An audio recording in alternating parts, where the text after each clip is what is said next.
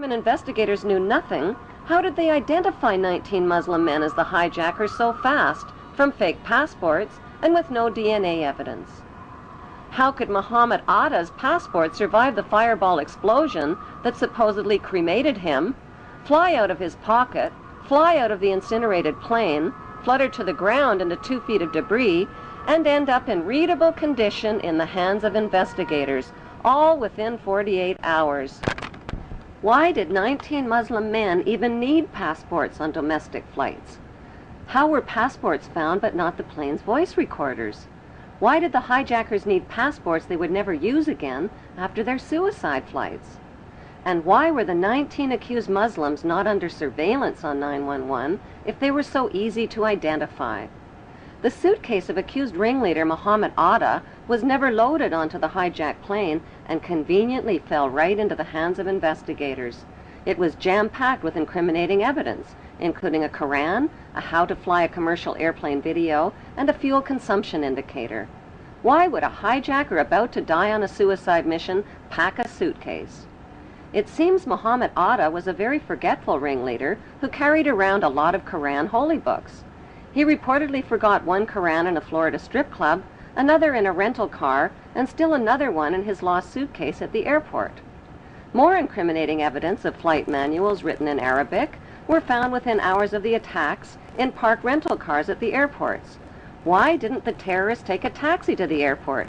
Can they be that smart and that stupid at the same time? The conspicuous trail of planted evidence continued 3 weeks after the 911 attacks, when anthrax letters killed 5 people and were clearly worded to throw the blame on Muslims.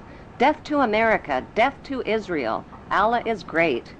It has since been proven that the anthrax came from a U.S. Army lab and was never mailed by Muslims. Were the 19 Muslims accused of the hijacking set up as patsies and framed? If so, who set them up? Right after the attacks, CNN deceptively and repeatedly showed an airport security video of Muhammad Atta. CNN neglected to tell viewers that the video showed Muhammad Atta boarding a plane at Portland, Maine, not the hijacked plane. There are no airport security videos of any of the 19 accused Muslims boarding any of the hijacked planes. Right after the 911 attacks, CNN reported that the U.S. government had a tape recording of Osama bin Laden telling his mother that something big was about to happen and that she wouldn't be seeing him for a while. CNN later acknowledged that the report was false. Osama bin Laden consistently denied being involved in 911 and claimed the Israeli Zionists were behind the attacks. According to Japanese, Chinese, and Indian news reports, Osama bin Laden was killed in Afghanistan in the fall of 2001 and was buried in an unmarked grave by his own men.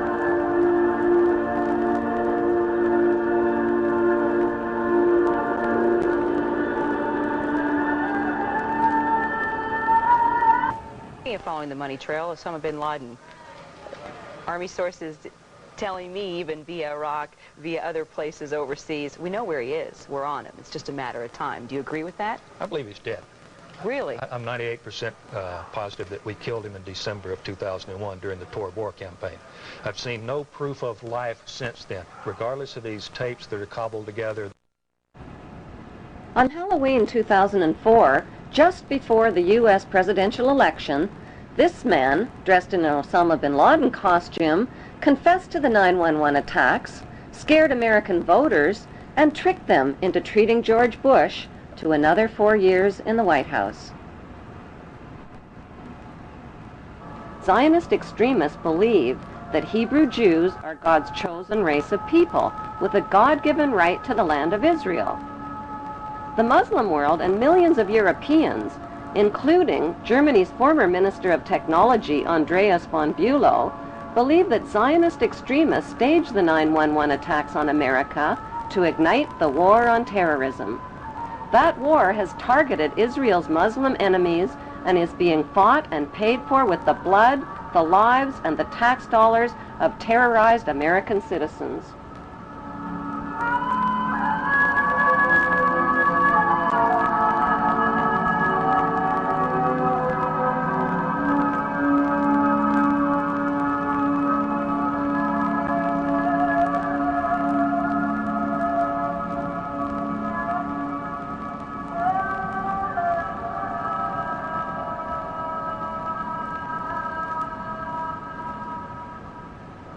Half the world believes that 911 was a conspiracy carried out by Islamic Muslim extremists with financing from Muslim charities.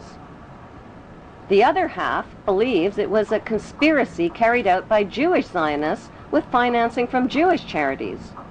Is there any evidence to support that belief? Since 911, FBI Director Mueller, BBC News, and ABC have confirmed that 7 of the 19 Muslims whose mugshots were flashed around the world did not die in the 911 crashes. They are alive and well and are victims of identity theft. An 8th accused Muslim died 1 year before the 911 hijackings even occurred. Who stole their identities, and why isn't the FBI looking for them? If the hijackers really were Muslims, why would they steal the identities of fellow Muslims and implicate them? Wouldn't they be more likely to steal Israeli identities and put the blame on Israelis? If the hijackers were Israelis, wouldn't they be likely to steal the identities of Muslims and put the blame on Muslims? Even though no one has been officially charged or convicted of the 911 hijackings, CNN and the 5 Western media monopolies have exclusively sold the American people on a Muslim conspiracy. Unfortunately, the only eyewitnesses capable of positively identifying the hijackers died on board the hijacked planes. Before flight attendant Amy Sweeney was killed on hijacked Flight 11, she picked up an airphone and reported that 4 Middle Eastern-looking men had hijacked the plane. The fact is that Israeli men are Middle Eastern men who just happen to be Middle Eastern-looking. The voice of the hijacker heard from the hijacked plane's voice recorder reveals that the accent of the hijacker matches an Israeli Hebrew accent. Stay quiet and you'll be okay. We're heading to the airport. The next transmission comes seconds later. Nobody move. Everything will be okay. If you try to make any move, the danger yourself and the airplane. Let's stay quiet. After 911, 1,000 Middle Eastern-looking Muslim men were swept into U.S. custody, but the media kept quiet about 60 Middle Eastern-looking Israeli men who were also taken into custody and held under great secrecy. On December 11th, Carl Cameron of Fox News ran the first of a 4-part series about a group of Israelis who were among the 911 suspects. These detained Israelis failed polygraph tests about their surveillance activities against the U.S. and were caught videotaping the 911 attacks from different angles. Fox News also reported that the evidence linking these Israelis to 911 was classified, but a leaked 61-page report from the U.S. government's Drug Enforcement Agency revealed that another 120 Israelis, posing as artists, were also rounded up right after 911. Carrying counterfeit visas and green cards, the Israelis admitted that they served in the Israeli army in explosives, electronic, and military intelligence units. Did Middle Eastern-looking Israelis who were detained as suspects after 911 steal the identities of the accused Muslims?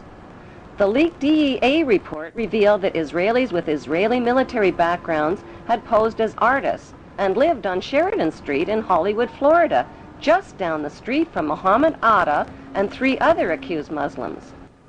On August 18th, 1 month before the 911 attacks, a New York Times article by reporter Sheila K. Dewan described a group of 4 foreign artists who smuggled their way into the World Trade Center just months before 911.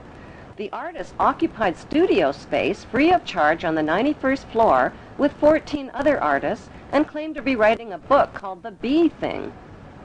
They also claimed that they constructed a temporary balcony on the 91st floor as a prank. Somehow, these so-called artist pranksters escaped the attention of the World Trade Center's heavy security companies. George W. Bush's brother, Marvin Bush, just happened to be the director of Securicom, which provided electronic security for the World Trade Center.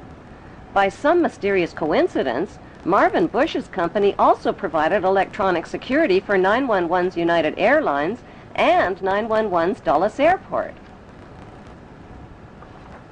So what were 18 foreign artists really doing living free of charge in one of the world's most expensive rental spaces? Many top engineering and demolition experts believe that the Twin Towers were rigged with explosives which caused the buildings to implode vertically in a typical controlled demolition. The reason the collapsing buildings looked like a controlled demolition, say experts, is because they were a controlled demolition. Photos and video recordings confirm that explosions occurred at the base of the two towers as well as in Building 7 before they fell. On September 24th, firefighter Louis Caccioli told People Weekly point blank, "We